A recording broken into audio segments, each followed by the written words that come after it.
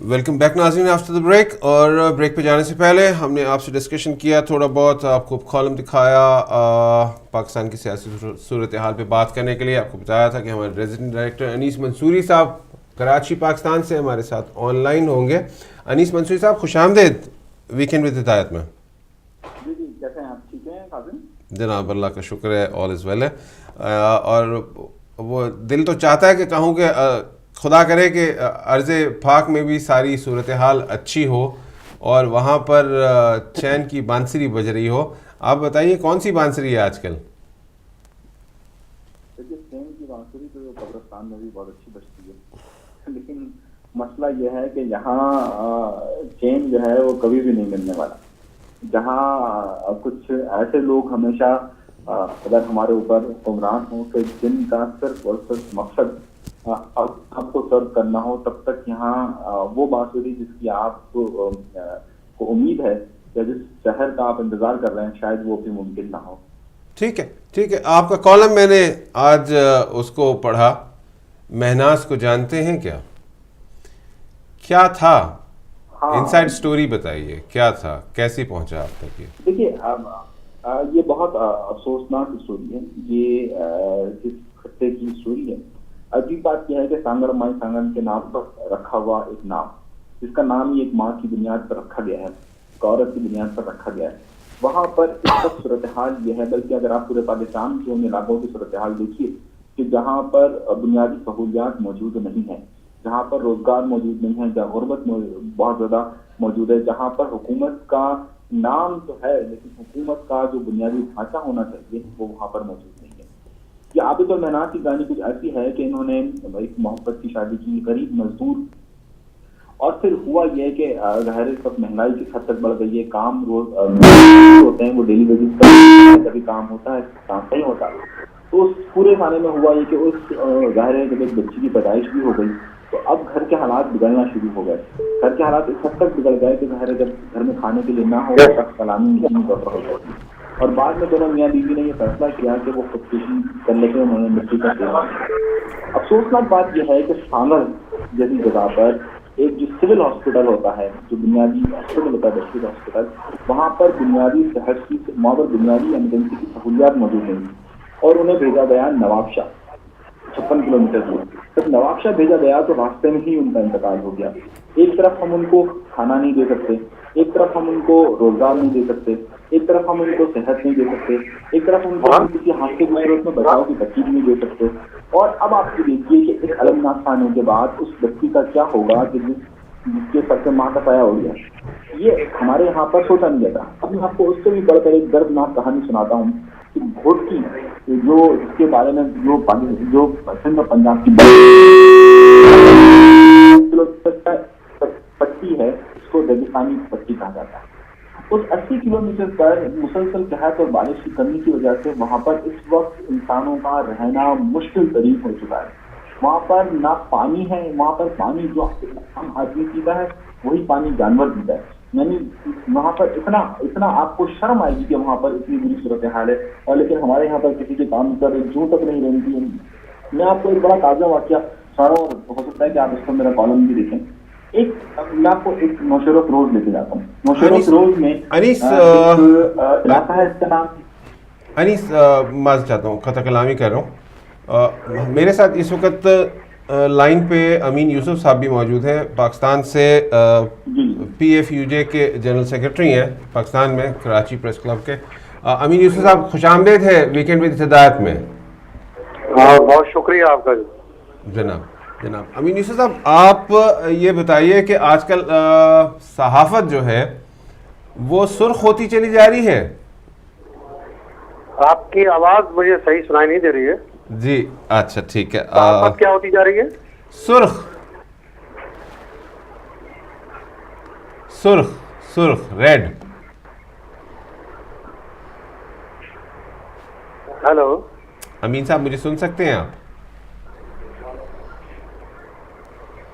अच्छा, आपकी आवाज बहुत स्लो में जा रही है।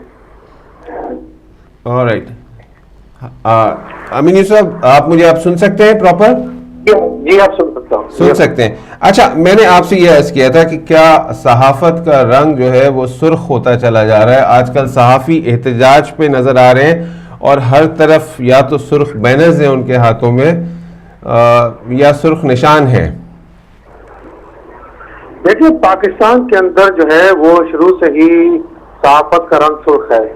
हमारे इस मुल्क के अंदर बदकिस्मती से 100 से ज्यादा सहाफी शहीद हो चुके हैं, मारे जा चुके हैं। लेकिन इस मुल्क की बदकिस्मती है कि यहाँ कोई पूछने वाला नहीं है। यहाँ सिर्फ बातें होती हैं, वादे होते हैं, दिलासे होते हैं, कोई काम अमलन काम हमें नजर नहीं आता। अभी जो आप जिस सुर्ख की बात कर रहे हैं, उस सुर्ख पे आने से पहले ही पाबंदी लगा दी गई है और वहाँ पे 2500 मुलाजमीन काम करते हैं। अब मुलाजमतें देने के बजाय इस हुकूमत में मुलाजमतें छीनने और मुलाजमतों निकालने का काम इस हुकूमत में जारी है। तो ये इंतहाई अफसोसनाक अमर है, और खुसूसन ऐसे वक्त में जब हम दावे करते हैं कि ये जमहूरियत है और जमहूरी मुल्क में रह रहे हैं और जमहूरियत पनप रही है, जमहूरियत आगे बढ़ रही है, तो हमें तो कहीं जमहूरियत नजर नहीं आती है। हाँ, जमहूरियत नजर आती है, पैसे बनाने में जमहूरियत नजर आती है, करप्शन में जमहूरियत नजर आती है, अपने लोगों को नवाजने में जमहूरियत नजर आती है, अपने लोगों को वफाकी काबीना सूबाई काबीना के औहदेदार बनाने में, वज़रा बनाने में नजर आती है। लेकिन अवाम की भलाई के लिए, ये अवाम के लिए कहीं जमहूरियत हमें नजर नहीं आ रही है। तो ये एक अफसोसनाक है और हमें इस चीज को सबको मिलकर इसको आगे बढ़ना होगा और अवाम को अब सोचना होगा कि जिन लोगों को हम इलेक्ट कराते हैं, अवानों में भेजते हैं अपने मसाइल हल करने के लिए, उनका किरदार क्या है, उस किरदार को देखते हुए हमें सामने होगा। जहां तक सहाफत की बात है, सहाफत ने हमेशा लड़ाई लड़ी है, PFPJ ने हमेशा लड़ाई लड़ी है और अपने हक के लिए लड़ी है, आजादी इजहार के लिए लड़ी है और आजादी इजहार के साथ साथ जमहूरियत के लिए लड़ी है और वो हम लड़ते रहेंगे। वो हम अपना हक है वो इंशाअल्लाह ताला हम मांगते रहेंगे और जब तक नहीं मिल जाता हम इसी तरह सड़कों पर रहेंगे। ठीक है अनीस साहब, अमीर साहब मेरे साथ पाकिस्तान से लाइन पे अनीस मंसूरी साहब भी मौजूद हैं, यकीनन तौर पे आप इन्हें जानते होंगे। और अनीस साहब, कोई सवाल आपके जहन में? देखिए, ये तमाम जिस वक्त जो बात हो रही है, खासतौर पर हमने शायद आप फोकस करना चाहते हैं बोल के इशू को। Exactly. और बोल के इशू में जहाँ पर यकीनन ये मानकान का मामला है, वहीं पर सहाफियों के हवाले से भी जो PFPJ का स्टैंड है वो यकीनी तौर पर बहुत मुस्बत है और बहुत ज्यादा आगे बढ़कर सहाफियों के तहफ़्फ़ुज़ के लिए है। लेकिन एक बात जो खास तौर पर अभी मार्केट हुई है, मैं अमीन साहब से खास तौर पर ये बात भी पूछना चाहूंगा कि अभी ये बात मार्केट हुई है कि जो हमारे पास बोल में सहाफियों को शेयर लेने की बात की है बोल के अंदर, क्या ये एक मस्बत कदम होगा या क्या सहाफी भी शेयर्स के अंदर आ जाएंगे? क्या वो मलकियत में हो जाएंगे? क्या वो मानकान के तौर पर रोल प्ले करेंगे? क्या ये इस कदम को हम किस तरह से देख रहे हैं? ये बात समझने की बहुत ज्यादा जरूरत है।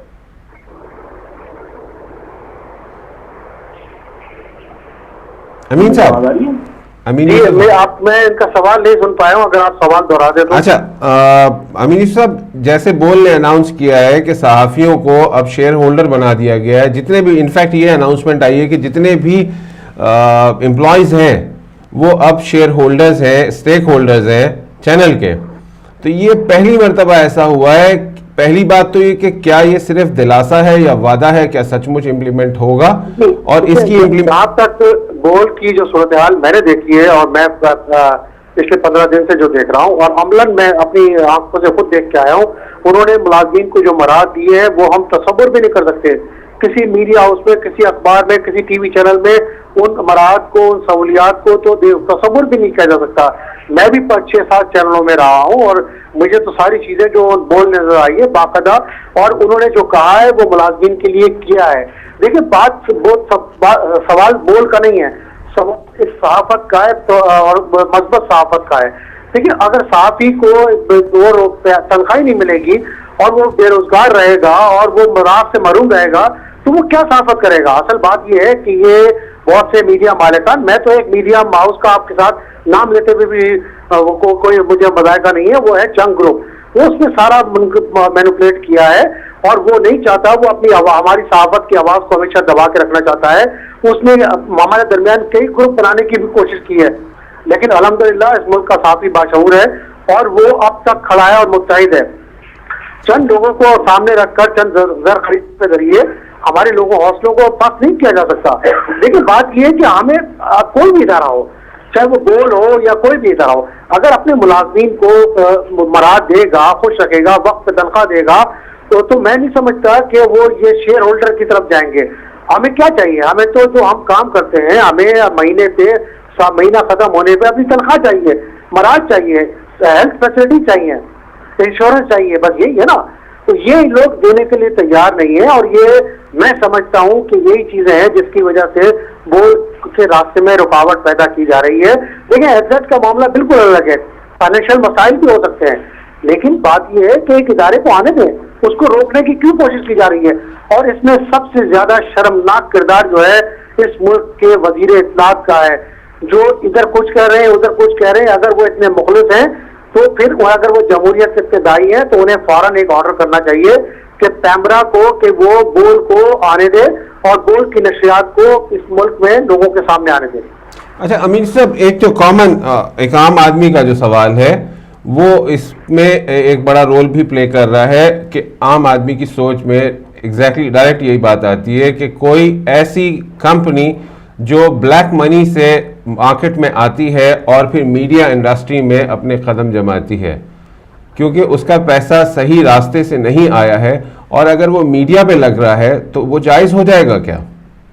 देखिए, आपका बिल्कुल सवाल बिल्कुल ठीक है। देखिए, हम ये कैसे वो कर लें? मैंने तो आपको कहा ना कि एग्जैक्ट का मामला अलग है और बोल का मामला अलग है, ठीक है। बात यह है कि अभी तक तो मीडिया ट्रायल हो रहा है ना, अभी तक तो कोई चीज ना कोई मुद्दई सामने है और ना कोई चार्ज फ्रेम हुआ है, ना कोई चलान पेश हुआ है, ना कन्विक्शन हुई है। अभी तो एक मरहला है इन्वेस्टिगेशन का। तो हम किस तरह कह सकते हैं कि ये चीज कहाँ हो गई, कौन मुजरिम हो गया, कौन नहीं हो गया? अगर शोएब शेख के खिलाफ कोई चीज प्रूव हो जाती है, अगर एग्जेट के खिलाफ कोई चीज प्रूव हो जाती है, तो उसका उन 2500 बोर्ड के मुलाजिम से क्या ताल्लुक है? देखिए, आप उनको अलग रखिए और इनको अलग रखिए तो आपकी चीज समझ में आ जाएगी। हाँ, कन्विक्शन होती है, हम उसके कानून के साथ हैं, हम कानून के खुदा न खास्ता अगेंस्ट जाने की बात नहीं है, लेकिन एक चीज प्रूव हो जाए अनटिल अनलेस, तो हम कैसे कह सकते हैं कि एक आदमी मुजरिम है या एक आदमी ने गलत काम किया है? FIR जो हुई है वो भी मजा का खेत है, वो मैं कल परसों कोर्ट में खुद मौजूद था, वो भी अजीबो गरीब है। मेरी कानूनदानों से राब्ते हुए यहाँ पे, मेरे खुद आला सतह पे FIR पुलिस के लोगों से, मैंने मुख्तलिफ लोगों से इसी बारे में सवालात किए हैं, तो उनका भी मौक़िफ़ ये है कि ये अभी चीज कोई प्रूव नहीं हुई है, कोई सबूत सामने नहीं आया है। तो हम कैसे उसको कहते हैं कि जी ये इस तरह हो रहा है? अगर कोई चीज आ जाती है, साबित हो जाती है, तो बिल्कुल, अगर किसी ने कुछ किया तो उसको सजा होनी चाहिए। तो जो सबूत मीडिया पे दिखाए जा रहे हैं कि डिग्रीज जो है वो बरामद हुई हैं और डॉक्यूमेंट्स बरामद हुए हैं, जिसके क्लिप बार बार दिखाए जा रहे हैं, उनके बारे में क्या कहें? क्या वो ठोस शवाहिद नहीं है? देखिए, शवाहिद उस वक्त तक नहीं हो सकते काजिम साहब जब तक कोई चीज प्रूव ना हो जाए। देखिए, आपको दिखाई जा रही है, डिग्रियां दिखाई जा रही हैं, हालांकि हमारा कोई इससे तापीय का कोई ताल्लुक नहीं है बराह रास्त एग्जिट के, लेकिन आपने सवाल किया है तो मैं उसका जवाब दे रहा हूँ। देखिए, यहाँ तो पाकिस्तान में आपको पता है कि किस तरह मीडिया ट्रायल होता है, किस तरह प्रूफ दिखाए जाते हैं और उसके बाद क्या होता है। अभी चंद दिन कबल आपने देखा कि कितने बड़े पैमाने पे एक जगह ऑपरेशन किया गया और उसके बाद कल वहां से रिलीज कर दिया गया 40 लोगों को। उनको मुजरिम बना के पहले पेश किया गया, उनका मीडिया ट्रायल हुआ, लेकिन वो कल रिलीज हो गए। सर वही तो देखिए, बात ये है ना कि आप प्रूफ तो करें ना। FIA के अब वो डायरेक्टर FIA जो है वो साहब कहाँ हैं? अब वो B टीम उनकी काम कर रही है। आप बिल्कुल करें, हम तो कानून के साथ करें। मैं फिर कह रहा हूँ, अगर इसके खिलाफ एग्जिट के खिलाफ साबित होता है तो हमारा उससे कोई लेना देना, वो कानून जाने और एग्जिट जाने। लेकिन बोर्ड के मुलाजिमीन का क्या कसूर है? उन्हें तो नहीं पता था कि पैसा कहाँ से आ रहा है। और दूसरी बात, पूरी ईमानदारी से मैं कह रहा हूँ कि आप फिर तमाम मीडिया हाउसेस का ऑडिट करें, तमाम मीडिया हाउसेस का ऑडिट होना चाहिए काजिम साहब। जितनी इन्वेंट्री बनी है, जितना इंपोर्ट हुआ है, जितनी इक्विपमेंट आए, उन सब का होना चाहिए। फिर इस मुल्क के अंदर 20 साल के अंदर जितनी इंपोर्ट हुई है, चाहे वो लोहा इंपोर्ट हुआ है, चाहे वो इक्विपमेंट इंपोर्ट हुआ है, सबकी इन्वेस्टिगेशन होनी चाहिए और सबके एसारों आवाम के सामने आने चाहिए। बिल्कुल एग्जैक्टली ऐसे ही होना चाहिए। किस किस ने कर्जे कितने माफ करवाए, किस किस ने कब टैक्सेस नहीं दिए, किसने किस चीज के ऊपर लोन लेके, ये सब। आज वजीर खजाना साहब प्रेस कॉन्फ्रेंस कर रहे हैं, मज़ा खेस अजीबो गरीब बयान दे रहे हैं। वो यहाँ बजट में पूरे अवाम दोस्त कहा जाता है, और आवाम के साथ जो किया जाता है वो भी सबके सामने है। तो बात यह है कि एक ऐसा माशरा जहाँ तजादात हो, जहाँ फेयरनेस ना हो, जहाँ ट्रायल फेयर ना हो, जहाँ मामला फेयर ना हो, तो हम कैसे कह दें कि जी ये फेयर हो रहा है सब कुछ। आप समझ वजीर दाखिला को 1997 से काम करने वाली कंपनी 2015 में ख्याल आता है कि वो गलत कर रही है, तो आपका कानून उस वक्त सो रहा था। आपके कानून के लोग कहाँ थे, इदारे कहाँ थे, ये FIA CIA पुलिस कहाँ थी, क्यों नहीं पकड़ा? आप पकड़ते उनको? किसने रोका था आपको? आपको अचानक ख्याल आ गया। और एक ऐसे शख्स की स्टोरी पर जिसको हुकूमत पाकिस्तान ने नापसंदीदा करार देकर इस मुल्क से बेदखल किया है, ये अजीबोगरीब कानून है। एक आदमी को आप निकाल रहे हो, उसी की स्टोरी को बेस करके आप हजारों मुलाजमीन, हजारों घर के चूल्हे बुझाना चाहते हैं, तो ये तो तजादात है ना। ठीक है अमीन यूसुफ साहब, आपका बहुत बहुत शुक्रिया हमारे साथ रहने का और अपना पॉइंट ऑफ व्यू देने का। जनाब थैंक यू वेरी मच। अमीन यूसुफ साहब पाकिस्तान से हमारे साथ थे, PFUJ के जनरल सेक्रेटरी। जानना चाहते थे कि इनके क्या व्यूज़ हैं कि जो मौजूदा कशमकश चल रही है सहाफ़ती तंजीमों के दरमियान, तंजीमों की और बोल्ड टीवी के साथ उनका, और गवर्नमेंट का क्या सिलसिला चल रहा है। अनीस मंसूरी साहब आप हैं हमारे साथ? जी मैं बिल्कुल मौजूद हूँ और मैं ये सुन रहा था। सारे जो इस वक्त अमीन यूसुफ साहब ने सहाफ़ियों के हवाले से बात कहा, उसमें कोई दो राय नहीं है। पाकिस्तान के तमाम लोग, पाकिस्तान के तमाम इस हवाले से ये बात जानते हैं कि सहाफ़ियों के रोजगार पर किसी तौर पर भी कोई भी उन पर पाबंदियां या उनको हटाने का सिलसिला या उनके रास्ते रोकने की कोशिश नहीं होनी चाहिए। लेकिन जहाँ तक इफेक्ट का मामला है वो एक बिल्कुल अलग है। अमीन यूसुफ साहब की PFUJ की नुमाइंदगी कर रहे थे, यानी पाकिस्तान के सहाफ़ियों की नुमाइंदगी कर रहे थे। हमारा भी उसी कबीले से ताल्लुक है। जाहिर उस बात में कोई राय नहीं है कि किसी तरह भी किसी का भी रोजगार का इस्तेमाल नहीं होना चाहिए, ये एक अंदर से बात है। लेकिन जहाँ तक मामला इफेक्ट का, देखिए बहुत सारी बात है, बहुत सारे राज हैं, बहुत सारी चीजें ऐसी हैं कि जो अब मंजराम पर आ रही है। पाकिस्तान के अंदर वो ये निज़ाम, हमारे यहाँ पर चेक एंड बैलेंस का सिस्टम और हमारे यहाँ पर ताकतवर लोगों को पकड़ने का निज़ाम आमतौर पर मौजूद ही नहीं है। अब जो गिरफ्तारियां अमल हुई है वो भी इसलिए हुई है कि बेसिकली कुछ लोगों के मामला किसी के साथ टकराव की कैफियत में आ जाते हैं, तो फिर जाहिर है ये सूरत हाल पैदा होती है। तो एग्जैक्ट नहीं, बहुत सारे मामला ऐसे हैं तो पाकिस्तान के अंदर कि जिसे देखने और समझने की जरूरत है कि आखिर ये सिर्फ एक ही नहीं है कंपनी, ऐसी सैकड़ों हजारों लाखों कंपनियां पाकिस्तान के अंदर मौजूद हैं जो ना टैक्स लेती हैं, जो ना किसी गिरफ्त में आती है, ना कभी उनसे पूछा जाता है। तो हमारे यहाँ पर एक सिस्टम की जरूरत है। तो ये दो मामला एक अलग अलग हैं। और तो फिर अनीस क्या ऐसा देखें इस सारी सूरत हाल में क्या फिर ऐसा नहीं समझ में आता कि भाई फलां के साथ तो आपने नहीं किया, उसको छोड़ दिया तो मुझे भी छोड़ दीजिए? देखिए ये एक अलग बात है कि छोड़ देना। मसला यह है कि हमारे यहाँ पर किसी को भी कानून की गिरफ्त में सिर्फ उस वक्त लिया जाता है कि जब उसके बरखिलाफ कुछ ऐसे लोग मुतहरिक हो जाए ज्यादा ताकतवर हों। जब ताकतों का आपस में मुकाबला होता है तो वो चीजें मंजराम पर आती हैं। अदरवाइज वो चीजें हमेशा दबी हुई रहती हैं। यानी एक ताकतवर शख्स अगर दूसरे ताकतवर शख्स के गिरबान तक या उसके कारोबार तक या उसके मफादात से टकराव की कैफियत में जाता है तो फिर ये बातें सामने आना शुरू होती हैं। अदरवाइज सबने यहाँ पर एक उसूल बना के रखा हुआ है, सब खाओ, सब पियो, सब जियो। बिल्कुल एग्जैक्टली जैसे एक बड़ा मशहूर कोट है कि जब भी ताकतवर इदारे आ जाते हैं और बिस्मिल्लाह रहमान रहीम कहते हैं तो उनसे कम ताकतवर लोग जो हैं वो फ़ौरन 1 2 3 पे आ जाते हैं और शुरू से कहानी शुरू हो जाती है। बिल्कुल ऐसे ही होता है। देखते हैं इसमें क्या होता है। लेकिन इसमें कहा जा रहा था कि एक बहुत ही ताकतवर इदारे की सपोर्ट हासिल है इस कंपनी को भी। इस पे फिर कभी बात करेंगे, हम अपने नेक्स्ट शो में भी इस पे डिस्कस करेंगे, क्योंकि मैं इस स्टोरी पे मैं एक छोटी सी बात कर दूं कि सपोर्ट नहीं होती है इस सतह पर मफादात होता है। ये बहुत हर एक इदारों के लोगों के इस जगह पर उधर कहीं पर भी मफादात होते हैं। तो कुछ अर्से के लिए लोगों के जब मफादात आपस में मिल जाते हैं तो ताल्लुकात बेहतर रहते हैं, तो मफादात खत्म हो जाते हैं, ताल्लुकात खत्म हो जाते हैं। तो बेहतर यह है कि अगर हम सपोर्ट से ज़्यादा बेहतर लफ्ज़ इस्तेमाल करें, मफादात किसके साथ वापस आए। एग्जैक्टली। तो क्या फिर मुत्तहिदा कौमी मूवमेंट के साथ दोबारा मुफादात हो गए जो उनके लोगों को पहले गिरफ्तार किया गया, 130 अफराद गिरफ्तार हुए और अब अचानक 40 अफराद को छोड़ दिया गया। हमने पिछले हफ्ते भी बात की थी कि क्या बैकडोर डिप्लोमेसी कामयाब हो गई है, कोई डील हो गई है, जिसपे आपने कहा था कि जनाब बिल्कुल एग्जैक्टली, और उसका नतीजा हमने इस हफ्ते देख लिया। एक महीने पहले जब ये मामला बहुत ज्यादा शिद्दत के साथ था, उस वक्त हमने एक बात कही थी और उसी दिन हमने ये बात कही थी कि एक बहुत आला की मीटिंग में कुछ मामला तय हो गए और उसके बाद से आपने देखा होगा कि मामला बहुत ज्यादा उस शिद्दत से नहीं है जो शिद्दत से थे पहले, जिस शिद्दत से थे।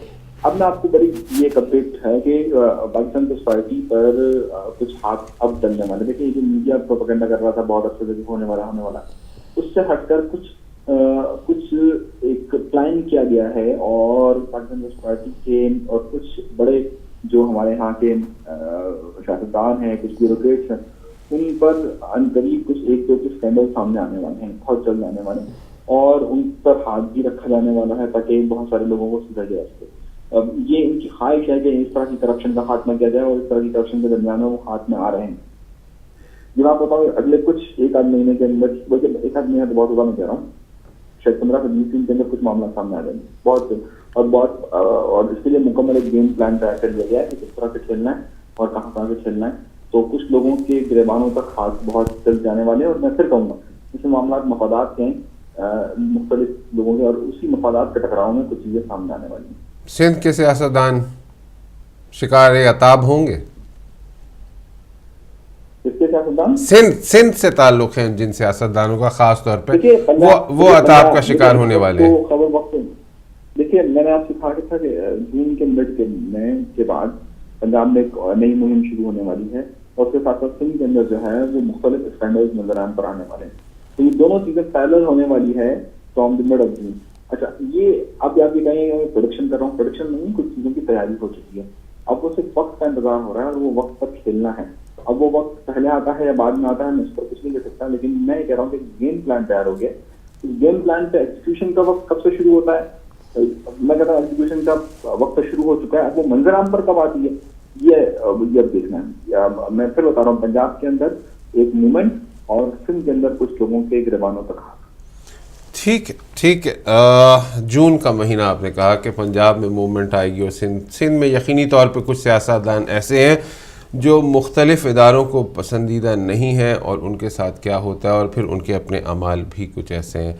अनीस मंसूरी साहब, जाते जाते पाकिस्तान में भी एहतजाज शुरू हो गया है रोहिंग्या के मुसलमानों के पे जुल्म और सितम के ख़िलाफ़। कल गुज़िश्ता दिन जुमे पे यौम एहतजाज बनाया गया, तमाम मजहबी तंजीमों की तरफ से जो है वो जलसे जुलूस हुए, एजिटेशन हुआ, मुजाहरे हुए। नतीजा क्या निकला? क्या कोई सरकारी स्टेटमेंट आया है बर्मा के मुसलमानों के लिए हमारी सरकार की तरफ से? कोई एक्शन, किसी बात की तंबी, कोई उम्मीद? हमारी सरकार की तरफ से तो बात हुई थी, लेकिन हमने अभी तक उस पर कोई बात जरा खुलकर नहीं की है कि क्या होना चाहिए और हमारी हुकूमत, हमारी रियासत में उस तरीके पर शायद बात नहीं की है। एक और बात भी बहुत है ना कि जो हमारी पहले एक पॉलिसी रही है खास तौर पर कि हम बाबुल इस्लाम हैं, हम इस्लाम का खिला है। अब वो मामला हमारे रियासती सतह पर जरा से हल्के पड़ गए कि अब हम ये नहीं समझते कि यार हर एक का ठेका क्या हमने लिया हुआ है और क्या उसके बराबर में बांग्लादेश सबसे बड़े मुसलमानों की बहुत बड़ी आबादी का मुल्क है जब वो एक्सेप्ट नहीं कर रहा है, जब दूसरी तरफ जो दीगर इंडोनेशिया है, मलेशिया है, ये मुस्लिम उन ममालिक के अंदर इन रोहिंग्या के साथ तो बाकायदा रेप केसेस हो रहे हैं। पाकिस्तान के अंदर कराची के अंदर जो नादरा की रिपोर्ट आई है उसके मुताबिक 1,80,000 तो बर्मी मुसलमान इस वक्त कराची के अंदर मौजूद है। तो जब हमने तो रखा हुआ है, लेकिन क्या उनके साथ के पड़ोसी मुल्क जिनको ख्याल होना चाहिए, जिस इस्लाम की बात हम कर रहे हैं, जिस मुसलमानों की हम बात कर रहे हैं, हम बाबुल इस्लाम बनना चाहते हैं, तो आपके बाबुल इस्लाम तो जो बिल्कुल पड़ोस में बैठे हैं, हम बांग्लादेश को क्यों नहीं कहते, हम मलेशिया और इंडोनेशिया को क्यों नहीं कहते कि वहां पर तो बाकायदा उन खवातीन के साथ रेप के केसेस सामने आ रहे हैं जो उधर पनाहगजीर है, हमने तो फिर भी रखा हुआ है। मतलब हमें भी ये बात सोचना पड़ेगा, बिल्कुल हमारे जज्बात, हमारे साथ सारी बातें उनके साथ हमदर्दियां होनी चाहिए और जहाँ कहीं तो जिस किसी के साथ भी जुल्म हो हम उनके साथ खड़े होने चाहिए। लेकिन इसका मतलब हरगिज़ ये नहीं है कि हम जो है वो अपने मामला को इस हद तक बिगाड़ने के बाद में पछताना पड़े, जिस तरह हम अफगानिस्तान के मामले में पछता रहे हैं और जिस तरह हम दीगर मामला में पछता रहे हैं। तो आप हमें बिल्कुल एक स्ट्रेटेजी अपनानी चाहिए, जो वहाँ के पड़ोसी ममालिक हैं उनको इस बात के लिए तैयार करना चाहिए कि भाई आप इसको हमें मसले के हल की तरफ जाना चाहिए, ना कि हम जो है वो बिलावल एहतजाज करें और बातों को करें और सिर्फ अवामी जज्बात को उभारे, उससे बेहतर है कि मध्यमली बनानी चाहिए। खासतौर पर वहाँ के जो पड़ोसी ममालिक हैं, मुसलमान मुल्क जिसको हम कहते हैं, सो कॉल्ड मुसलमान मुल्क है, और लेकिन असल में सारे नेशनलिस्ट मुल्क है। मुसलमान होने से ज्यादा अपने आप को कौम नेशनलिस्ट है। सबसे ज़्यादा तो हम तुर्की को नेशनलिस्ट कहते थे। सबसे ज़्यादा तो हम तुर्की के बारे में बात करते थे कि वो सबसे ज़्यादा नेशनलिस्ट है, इस्लाम से दूर है, लेकिन वो सबसे पहला मुल्क है कि जो उन तक पहुंचा। नहीं, देखिए नेशनलिज्म देखें वो नहीं पहुंचा है, वो देखें वो एक अलग मामला है। तुर्की का बर्मा के साथ क्या मामला है, इस बात को अलग सोचने की जरूरत है। तुर्की के अंदर इलेक्शन होने वाला है, तुर्की का जो अगला सदारती इलेक्शन है वो सर पर खड़ा हुआ है, तो अब उस इलेक्शन की कैंपेन के तौर पर वो उसको आगे बढ़ा रहे हैं। वो आपको पता है वहाँ की जो इस वक्त रियासत जो हुकूमत है वो खास तौर पर ये कोशिश कर रही है कि जितना ज्यादा मुसलमान जज्बात को उजागर किया जा सके और वहाँ जो लिबरल और जो दीगर जमातें हैं उनको शिकस्त दी जाए। इसको हम अपने आप से कंपेरिजन ना करें। वो वहाँ की पॉलिटिक्स, आपको याद होगा कि जब पिछली बार यजमान का इलेक्शन था तो उन्होंने इसराइल के खिलाफ एक बहुत बड़ी मुहिम का आगाज कर दिया था। फिर क्या हुआ, क्या उन्होंने किया उसके बाद? नहीं किया। देखें ये बड़ी टिपिकल बात है जो हमारे यहाँ हम कहते हैं टर्की पहुंच गया। टर्की की इंटरनल पॉलिटिक्स है। इस वक्त बर्मा की अपनी इंटरनल पॉलिटिक्स है। वहाँ की जो हिज़्ब फलाह की रहनुमा है उसको अगला इलेक्शन सामने खड़ा हुआ है, वो इस वक्त बुद्धिस्टों के खिलाफ नहीं जाना चाहती, जिसको हम जमहूरियत का लंबादार कहते हैं। अच्छा अनीस, मेरे साथ रहिएगा, मुझे इस वक्त ब्रेक पे जाना है क्योंकि मैं अभी आपसे तफसीलन थोड़ी सी बर्मा की सूरत हाल पे, उसकी क्या रीज़न्स हैं कि वहाँ पे ये सारी डेमॉन्स्ट्रेशन शुरू हो चुकी हैं और वहाँ पे अब तक 1,45,000 मुसलमानों को कत्ल किया जा चुका है और लाखों की तादाद में मुसलमान दर बदर हो गए। नाज़रीन, इस पे बात करेंगे एक ब्रेक के बाद। छोटा सा ब्रेक होगा, हमारे साथ रहिएगा।